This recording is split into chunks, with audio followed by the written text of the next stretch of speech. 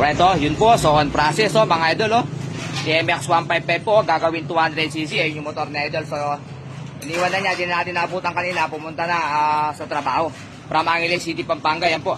TMX 155 on process po, gagawin 200cc, oh, na mga pyesa natin, oh. Napakalaki, mga idol, oh. Okay po. So, ito, sigunyal, mga idol, oh. Napakataas po ang stroke, oh.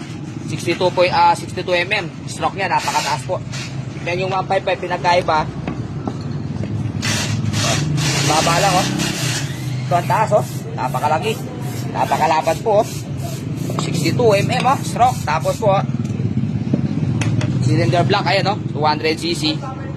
96 cm. Okay, so 200cc. Balenbore nito, 63.5 mm.